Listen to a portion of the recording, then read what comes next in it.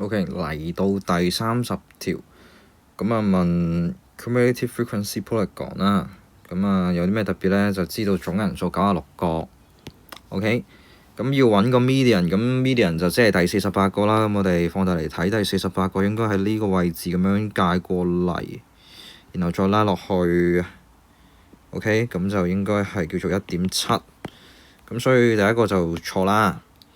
後來咧90個 percentile 其實係做啲咩咧？90 percentile 咧就係你96啊，96個人你乘0.9會等於咩？第86.4個。咁點做咧？咁啱嚟講啦，因為佢呢度係直線啊，所以咧你能夠即係透過類似 slope 嘅概念咧，你會記得翻一個啱確，即係一個正確嘅答案。咁我要睇咩咧？留意兩個位置。第一個位置喺呢度，第二個位置喺呢度，因為佢係呢一條直線嘅端位啦。咁咧就係話，如果佢最大係咩啊？96個人啦，然後最少就係呢一橛84，第84個人。咁佢等於咩咧？佢等於對應嘅時間96嘅時候咧係4個鐘，然後84咧係3個鐘。咁而我哋想做嘅係咩？我哋想做就係想計第86.4個人嘅時候，佢嘅 T 係幾多？係啦，你用呢條咁嘅式啦。咁呢條式有咩特別就分析一下啦。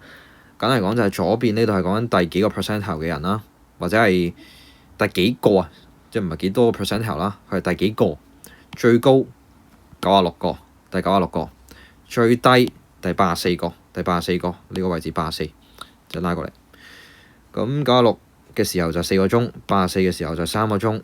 咁呢個84當然係3個鐘啦。我想揾第86.4個嘅人時候係幾多個鐘，就寫一條咁嘅式。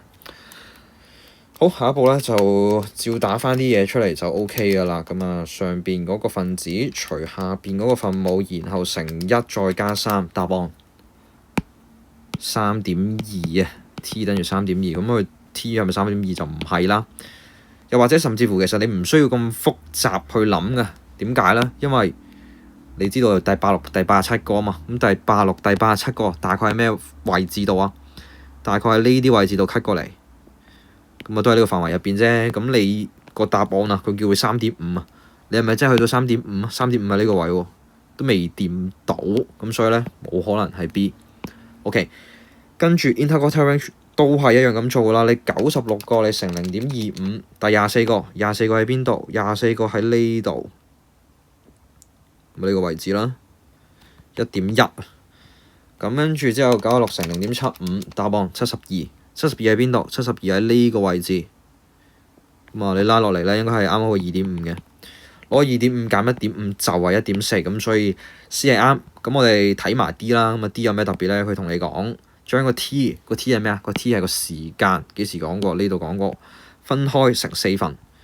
咁其實咧，即係叫你簡單嚟講，直接用佢而家有嘅嘢啦。咁啊，即係1、2、3、4呢度，咁啊分開4份。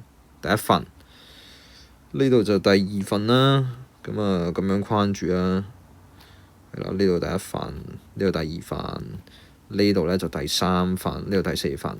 人數上邊有咩特別啊？第一份咧就係20，第二份咧呢度就係40啦。第三份呢度就有啲難睇啊。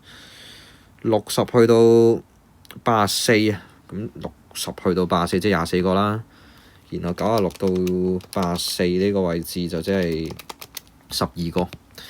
咁邊個最多啊？最多其實第二層啊，就唔係第三層，唔係由3到4呢一個sorry啊，第3到4呢個應該係第四層啊，最少啊，佢唔係最多啊，咁所以呢個唔啱，係啦，就係咁樣。